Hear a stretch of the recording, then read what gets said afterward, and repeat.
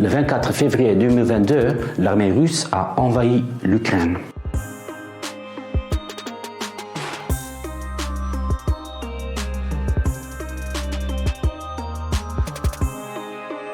Comme je l'ai dit, les deux perspectives étaient de plus en plus éloignées. Dans chaque guerre, chacun utilise propagande. Mais la vérité a été menée 10-0 lorsque l'invasion russe a commencé l'année dernière. Que la polarisation et la propagande en Ukraine soient maintenant sans précédent, cela ne vous surprendra pas. Mais à cause de cela, les gens en Europe occidentale sont également opposés les uns aux autres. C'est pourquoi je veux prendre du recul. Je veux comprendre encore mieux la motivation des deux parties, des deux systèmes dans ce conflit.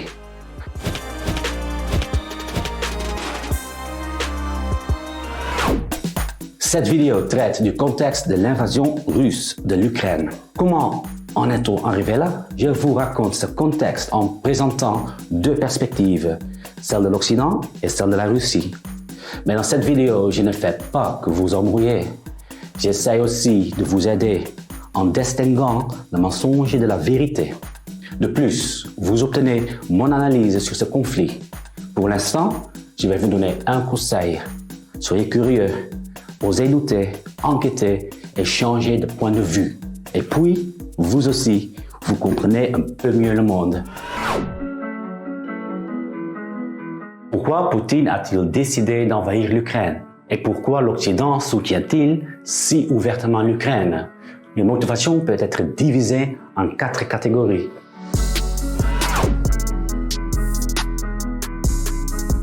La chute de l'Union soviétique a été un traumatisme pour nous. L'expansion de l'OTAN jusqu'aux frontières russes a été une humiliation. La décision de l'OTAN en 2008 d'étendre ses frontières à l'Ukraine et à la Géorgie, qui se trouvent dans notre sphère d'influence, a été une limite trop loin. Et Poutine vous l'a clairement fait savoir. Nos politiciens pensent encore au XXe siècle. Ils pensent encore en termes de sphère d'influence et de politique de puissance. Bien sûr, ils voient l'Occident comme une menace. Napoléon et Hitler ne nous ont-ils pas attaqués? Maintenant, les États-Unis sont notre ennemi et l'Europe est leur marionnette. Notre pays n'a pas de frontières naturelles. C'est pourquoi nos politiciens veulent une garantie de sécurité. En d'autres termes, un tampon entre l'OTAN et la Russie. Mais le contraire s'est produit. Nous nous sentons encerclés et menacés par vous. La sphère d'influence occidentale doit être repoussée. Alors que l'OTAN s'étend chaque année plus à l'est, la situation pour nous devient chaque année plus dangereuse. L'Occident attise les sentiments anti-russes dans nos pays voisins, qui nous appartiennent historiquement et leur donne les armes les plus modernes. L'Occident voit cela comme un gain géopolitique clair, mais pour notre pays et notre peuple, c'est une question de vie ou de mort. La ligne rouge dont nous avons parlé tant de fois, l'Occident l'a franchie. C'était la volonté libre des pays d'Europe de l'Est de devenir membres de l'Union européenne et de l'OTAN. Cela vaut également aujourd'hui pour la Géorgie et l'Ukraine. Comparez cela à des enfants qui quittent la maison. Les parents ne peuvent plus décider où ils vont vivre et avec qui ils veulent se marier. D'ailleurs, les sphères d'influence ne s'appliquent plus depuis la guerre froide. Et l'OTAN est une organisation défensive. Vous mentez et vous êtes hypocrite. L'OTAN est bien offensive. Ирака, Ливии, Сирии. Tout d'abord, l'OTAN, sans l'approbation du Conseil de sécurité de l'ONU, lance une guerre sanglante contre Belgrade. Ce fut ensuite le tour de l'Irak, de la Libye et de la Syrie. La guerre illégale de l'Occident contre la Libye a détruit ce pays. Il est devenu un foyer majeur du terrorisme international. La guerre civile qui s'en est suivie a été un désastre humanitaire pour des millions de personnes et a entraîné une vague massive de migration d'Afrique du Nord et du Moyen-Orient vers l'Europe. La Syrie subit le même sort. L'intervention agressive de l'Occident s'est produite sans le consentement du gouvernement syrien et sans l'approbation du Conseil de sécurité de l'ONU. Et puis, je n'ai même pas évoqué l'invasion de l'Irak, sans aucune base légale et sous les faux prétextes. Après cette histoire, comment pouvons-nous voir le coup d'État occidental en Ukraine autrement que comme un autre acte d'agression de l'Ouest? Et cette fois-ci, vous entrez dans notre sphère d'influence. Vous êtes hypocrite. Voici la longue liste des pays que la Russie a attaqués.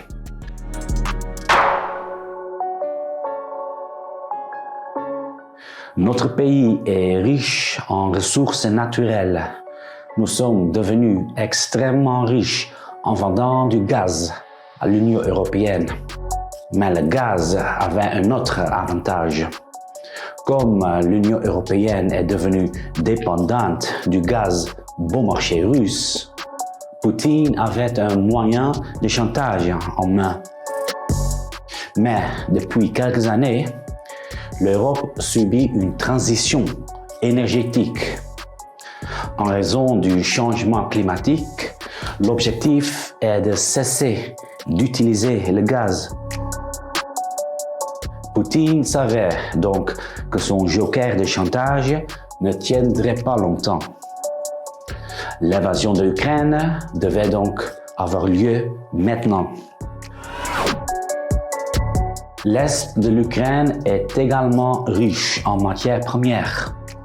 Pas de matières premières fossiles, qui perdront bientôt leur valeur, mais en métaux précieux, rares. Les matières premières du futur, qui vaudront beaucoup. Celui qui possède l'Ukraine orientale peut devenir très riche. Cependant, notre avenir ne semble pas seulement sombre parce que les revenus du pétrole et du gaz disparaîtront. Notre population diminue très fortement depuis des années. Les causes en sont le grand nombre d'hommes tués pendant la Seconde Guerre mondiale, l'émigration de longue date, le faible taux de natalité depuis des années, les nombreux morts de Covid et, aussi cynique soit-il, l'invasion de l'Ukraine de l'année dernière. L'année dernière, la population russe a diminué de millions, principalement en raison des hommes qui sont morts en Ukraine ou qui ont fui notre pays. Cela aura de grandes conséquences sur notre économie. C'est également un argument pour annexer l'Ukraine ou, du moins, la maintenir dans notre sphère d'influence. D'accord, vous considérez l'Ukraine comme cruciale en raison de la géopolitique et de l'économie. À première vue, l'Ukraine ne semble pas cruciale pour nous. Mais je vais donner deux arguments importants pour expliquer pourquoi c'est le cas. Le premier argument est géopolitique. En 1904, le scientifique anglais, politicien et fondateur de la géopolitique, Mackinder, a développé une théorie qui aurait beaucoup de partisans et qui l'a rendue célèbre dans le monde entier. La théorie du Heartland. Le résumé le plus court de sa théorie est: celui qui gouverne l'Europe de l'Est régnera sur le Heartland. Le Heartland qui est difficile ou impossible à conquérir. Et celui qui règne sur le Heartland régnera sur l'île du monde. Et celui qui règne sur l'île du monde régnera sur le monde. Selon Mackinder, la démographie et les matières premières sont les principales raisons pour lesquelles l'Europe de l'Est, et donc l'Ukraine, qui borde le Heartland, est si importante pour régner sur le monde. Et cela ressemble à votre motivation. Mais cela s'applique également à nous. Je vais expliquer cela plus en détail en abordant le thème des matières premières. Le XXe siècle était marqué par le pétrole et le gaz. Le XXIe siècle est marqué par les métaux rares. Quelques exemples. Notre téléphone ne vibre pas sans néodyme. Ce métal précieux est également nécessaire pour fabriquer des éoliennes. Le graphite et le lithium sont cruciaux pour la batterie de la voiture électrique. Le néon et le palladium sont nécessaires pour fabriquer des ordinateurs et des puces. Sur les 30 métaux précieux les plus importants, 21 se trouvent en Ukraine et en grande quantité. Par exemple, 500 000 tonnes de lithium, soit 20% des réserves mondiales de graphite. En ce moment, l'Ukraine n'est pas encore un grand acteur, mais cela changera très rapidement. Le pays est une superpuissance en devenir. En ce qui concerne les matières premières du XXIe siècle, et savez-vous où nous pouvons trouver ce pétrole 2.0 dans le Donbass?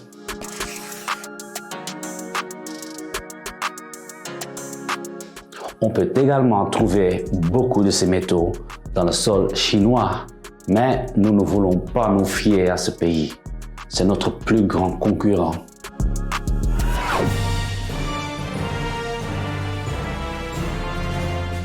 Vous vous souvenez de la doctrine Wolfowitz? Si la théorie de Mackinder est correcte, alors une Ukraine russe est un risque pour le statut de superpuissance des États-Unis. Et vous vous souvenez de la maison européenne, le rêve de Gorbatchev? Une Europe grande et puissante, comprenant la Russie et l'Ukraine, de l'Atlantique à l'océan Pacifique. Si Mackinder avait raison, alors l'Europe régnerait sur le monde. L'Ukraine est située exactement au milieu. C'est le point de basculement entre Heartland et Rimland. Et Mackinder ne savait même pas à l'époque à quel point l'Ukraine était riche en matières premières. Pour nous, la chose la plus importante est d'empêcher l'émergence d'une superpuissance concurrente. Le suivant représente un grand risque pour nous, les tentatives russes de réintégrer les nouvelles républiques indépendantes d'Ukraine et de Biélorussie, car ce sera alors la seule puissance au monde capable de détruire les États-Unis. Cela ne donne-t-il pas une autre perspective sur l'expansion de l'OTAN vers l'Est? Car cela aurait-il été fondé sur la théorie de Mackinder? Ou était-ce la sécurisation de la doctrine Wolfowitz? Les célèbres mots du premier chef de l'OTAN, le Britannique Lord Ismay, sont révélateurs. Dans ce cas, maintenir les Américains à l'intérieur, les Russes à l'extérieur et les Allemands en bas. La devise d'hier est plus réaliste que jamais. La Russie est militairement désactivée en raison de la guerre par procuration entre les États-Unis et la Russie sur le territoire ukrainien. Les sanctions russes et les livraisons d'armes ukrainiennes. Tout cela ont affaibli l'Europe économiquement. Et les États-Unis, ils sont aux commandes. Les experts affirment que la théorie de Mackinder affecte toujours la politique étrangère américaine. Les partisans de la théorie considèrent les guerres des Balkans des années 90 comme preuve. Mais il y a certainement aussi des opposants de cette théorie. Il existe même une théorie totalement opposée. Ce ne serait pas Heartland, mais les zones périphériques comme l'Europe et l'Asie de l'Est qui seraient les plus importantes pour régner sur le monde. Ça, c'est la théorie de Rimland, de Spikeman, de 1942. Il est difficile de dire dans quelle mesure tout cela a réellement affecté les événements en Ukraine, tant du côté russe qu'américain. Mais je pense qu'il est important de garder ces arguments à l'esprit. Pour le propre intérêt en Ukraine, l'OTAN soutient les nationalistes extrêmes et les néo-nazis. Mais notre objectif est de protéger les personnes qui ont été victimes de maltraitance et de génocide pendant 8 ans sous le régime de Kiev. Mais cela, nous devons démanteler la militarisation de la dénazification de l'Ukraine. Nous n'avons pas combattu les nazis pendant la Seconde Guerre mondiale et défendu notre pays pour les néo-nazis d'aujourd'hui prennent le pouvoir en Ukraine. L'Ukraine est gouvernée par des néo-nazis. Par exemple, une importante unité militaire de l'armée ukrainienne est connue pour ses sympathies nazies. De plus, le régime ukrainien commet un génocide contre les Ukrainiens russophones. Notre motivation en matière de droits de l'homme est comparable à votre motivation pour envahir le Kosovo et la Serbie en 1999. L'Occident a qualifié le génocide menaçant des Albanais serbes de justification de leur guerre contre la Serbie. Si l'OTAN l'a permis à l'époque, pourquoi la Russie ne le pourrait-elle pas maintenant pour les mêmes raisons? En Ukraine, aucun parti naziste n'a jamais atteint le seuil électoral. Cette unité militaire nazie dont vous parlez constamment, le bataillon Azov, était en effet d'extrême droite pendant longtemps. Mais ce n'est plus du tout le cas. Depuis 2016, les néo-nazis se sont ensuite séparés après une tentative avortée de devenir un parti politique. Azov est enfin devenu une partie normale de l'armée ukrainienne, une armée avec de la diversité, y compris des soldats juifs. Mais dans nos pays d'Europe occidentale, on peut trouver des partis d'extrême droite dans différents parlements. Mais qu'en est-il de la Russie? Le fondateur du groupe Wagner, l'armée privée de Poutine, est un néo-nazi déclaré. Et l'armée privée de Poutine est également nommée d'après le compositeur préféré de Hitler, Richard Wagner. Mais un autre exemple montrant l'hypocrisie de Poutine. Le nationaliste d'extrême droite, Alexander Dugin, est une source d'inspiration importante pour lui. Le fait que nous nous mêlions de la Serbie et maintenant de l'Ukraine est vraiment parce que nous défendons les droits de la population dans ces pays. Défendre les droits de l'homme? Qui trompez-vous? Vous menez actuellement une guerre culturelle. Le libéralisme occidental d'autrefois prônait la liberté de penser pour tous. Mais votre libéralisme est maintenant devenu une pensée totalitaire dans laquelle seules les normes et les valeurs propres sont acceptées.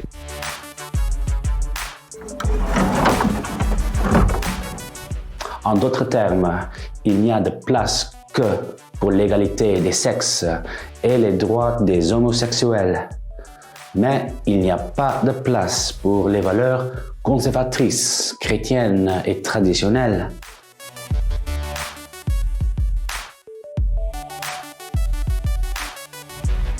Regardez par exemple l'indignation occidentale lors de la Coupe du Monde au Qatar, ou le rejet du Premier ministre hongrois Orbán. Poutine protège les Ukrainiens contre l'avancée de votre pensée dangereuse et intolérante. Même dans vos propres pays, une partie de la population est d'accord avec nous, avec Poutine. L'histoire est le dernier argument de Poutine pour justifier son invasion. L'Ukraine et la Russie ont en effet une histoire commune qui remonte à plus de 1000 ans. Kiev est même le berceau de l'Église orthodoxe russe, qui a été déterminante pour la culture russe. Le fondateur en était le homonyme de Poutine, Vladimir de Kiev. Si vous voulez en savoir plus à ce sujet, je vous recommande les deux Vladimir, la première vidéo que j'ai réalisée.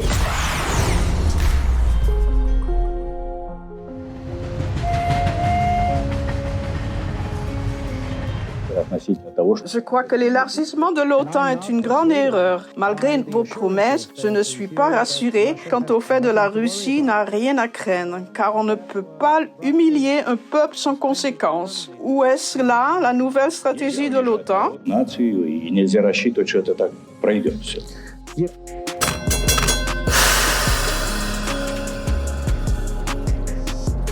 Après l'effondrement de l'Union soviétique, le vainqueur autoproclamé de la guerre froide a commencé à réorganiser le monde. Cela aurait dû être fait de manière professionnelle, respectueuse et patiente, en tenant compte des intérêts de tous les pays. Mais non, aveuglés par l'euphorie de leur supériorité absolue, par le niveau bas de leur culture et par l'arrogance de leurs décideurs, l'Occident a décidé de faire seulement ce qui était favorable pour eux-mêmes. Extension territoriale, l'emballage d'une parcelle de terre de notre État souverain. Qui aurait cru que ce phénomène du XXe siècle se produirait encore en 2023 en Europe, le continent où, au cours des 20 derniers siècles, chaque kilomètre de terre a été combattu avec brutalité. Comme vous avez pu le voir dans mes vidéos précédentes, au siècle dernier, l'Europe occidentale n'était pas meilleure que la Russie de Poutine. Tout comme l'Europe occidentale, d'après la Seconde Guerre mondiale, la Russie actuelle est un empire, une puissance coloniale en déclin. Mais après quelques guerres de décolonisation sanglantes, les pays d'Europe occidentale ont trouvé une solution réussie pour la phase suivant la perte de leur puissance mondiale, l'intégration et la coopération. L'Union européenne est une expérience unique dans l'histoire du monde. On ne sait pas encore à quoi ressemblera l'Union européenne à l'avenir. Mais le gratte-ciel qui s'est élevé des ruines européennes après les deux guerres mondiales est une source d'inspiration pour le reste du monde.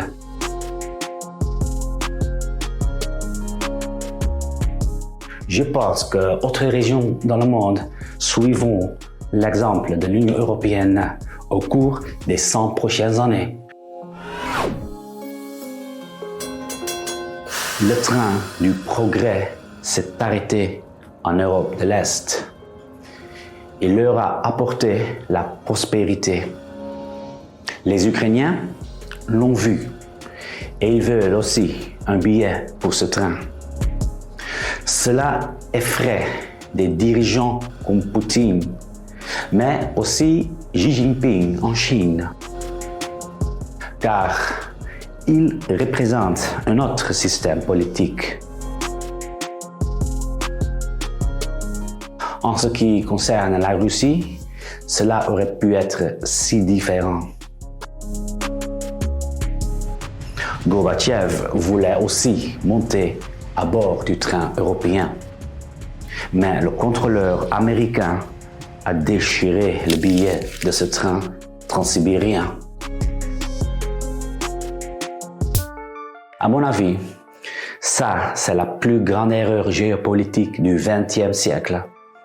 Selon moi, les États-Unis sont responsables de cette erreur. Ils ont blessé et humilié la Russie.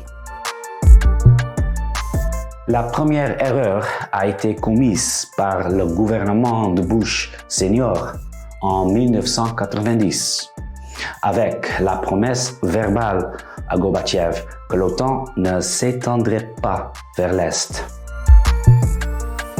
La deuxième erreur a été commise par le gouvernement de Bush Jr. lors du sommet de l'OTAN de 2008, avec l'engagement écrit à Poutine que l'OTAN s'étendrait avec l'Ukraine et la Géorgie. Mais la plus grande erreur a été commise par les États-Unis en ne se plaçant pas dans la perspective russe. Dans le monde occidental, le contrat écrit a de la valeur. En Russie, mais aussi en Asie, une promesse verbale a une grande valeur. Cela remonte à l'époque où les Mongols avaient occupé la Russie.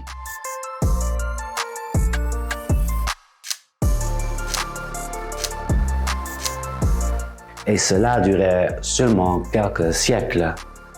Mais avant et après cela, la Russie a toujours fait partie de l'histoire européenne. Mais ces quelques siècles ont fait en sorte que la culture russe diffère beaucoup de la culture européenne sur de nombreux points.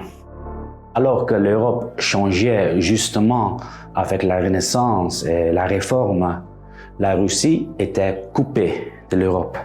Et ensuite, elle s'est développée de manière différente et propre à elle.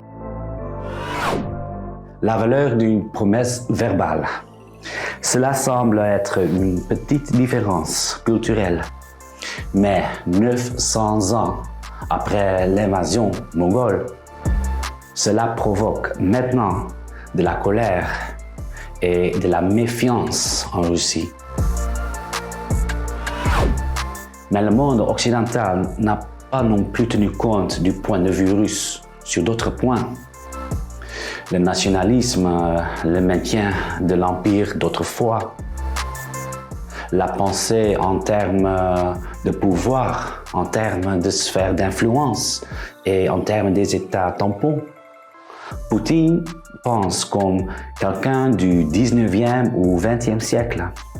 Alors, l'élargissement de l'OTAN jusqu'à la frontière russe et les guerres américaines au Kosovo et en Irak, cela engendra sa méfiance envers l'OTAN.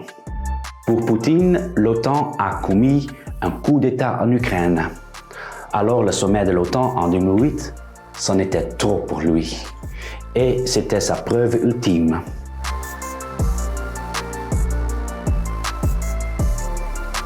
Car les États-Unis accepteraient-ils que la Russie soit militairement présente à Cuba? Eh bien, c'est déjà arrivé pendant la crise de Cuba en 1962. En octobre 1962, la guerre froide était à son apogée nucléaire. En réponse aux missiles américains en Europe, l'Union soviétique avait installé des missiles nucléaires à Cuba. Les États-Unis considéraient Cuba dans leur sphère d'influence et le président John F. Kennedy exigeait le démantèlement immédiat de tous les missiles russes. Malgré les menaces nucléaires mutuelles, les deux adversaires ne se sont pas retirés. Une guerre nucléaire semblait inévitable. Mais il y a aussi des contre-arguments à cela. Combien de fois Poutine a-t-il déjà rompu sa parole? La Russie aurait pu ou dû savoir que l'OTAN pouvait s'étendre vers l'Est. La Charte de Paris stipulait en effet l'autodétermination des pays d'Europe de l'Est. Nous vivons dans un monde de droit international. Chaque pays souverain a le droit à l'autodétermination. Les Ukrainiens décident donc eux-mêmes s'ils veulent être membres de l'OTAN ou de la Russie. Quelques semaines avant l'invasion russe, des négociations avaient lieu entre la France, l'Allemagne et la Russie. Un accord était en cours pour une Ukraine orientale autonome et une Ukraine neutre. Exactement ce que voulait Poutine. Pourtant, il a décidé d'envahir l'Ukraine. Et ainsi, il s'est fait finalement du tort à lui-même. Mais il reste encore une question de savoir.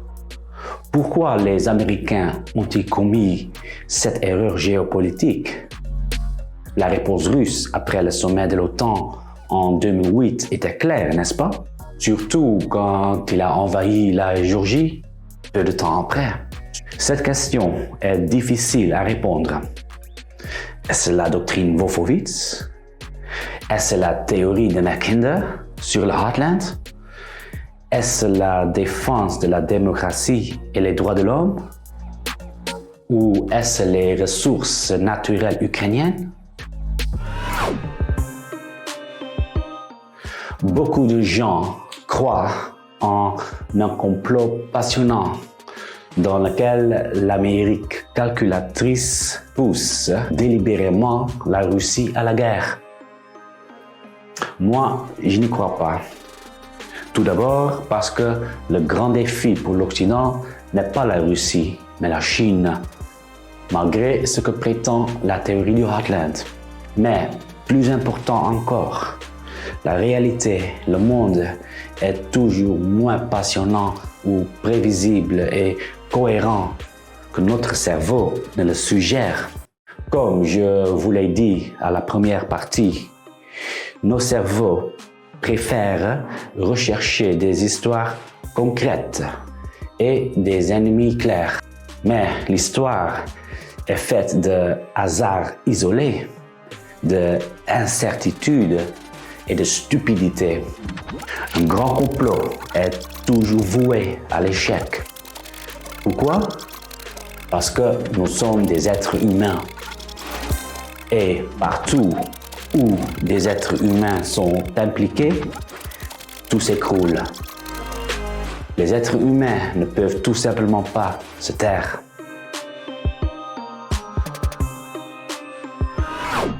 Les 4 motifs que je viens de mentionner jouent certainement séparément un rôle.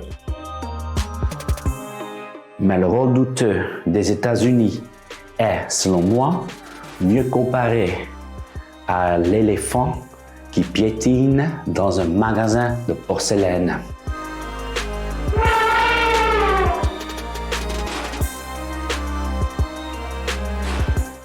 Après l'Irak, la Libye, l'Afghanistan et la Syrie, c'est maintenant l'Ukraine qui est tombée dans le chaos.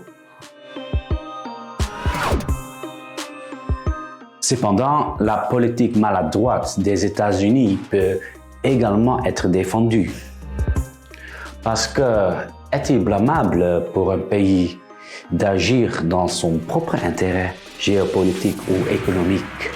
En d'autres termes, est-il bizarre que les États-Unis veulent-ils maintenir leur statut de superpuissance? Que se serait-il passé si l'Union européenne et l'OTAN n'avaient pas été élargies aux pays d'Europe de l'Est?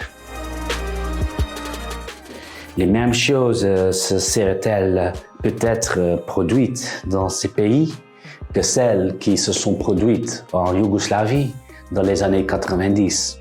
À quel point l'Europe aurait-elle été en danger? Comme je l'ai déjà dit, les Ukrainiens eux-mêmes sont descendus dans la rue et eux-mêmes ont demandé une approche plus occidentale. Manipulation ou pas, personne ne les y a forcés.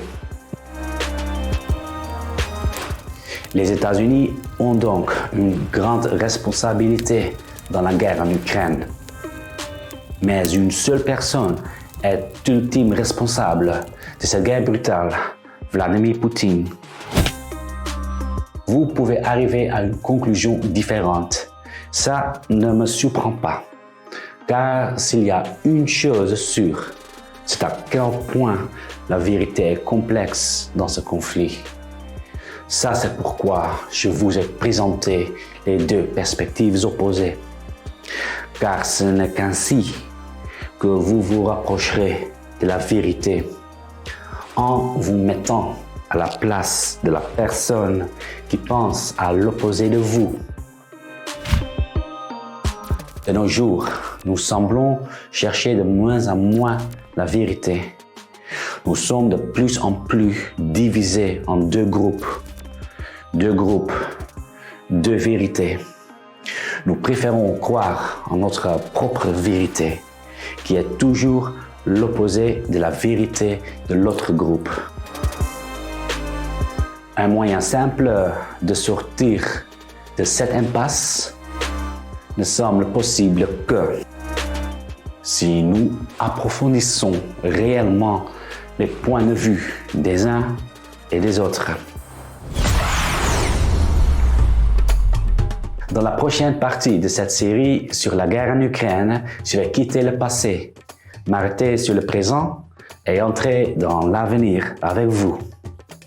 Car cette guerre brutale n'est pas seulement le résultat final de l'histoire, mais aussi le prélude de l'avenir, l'avènement d'un nouvel ordre mondial qui se déroule sous nos yeux.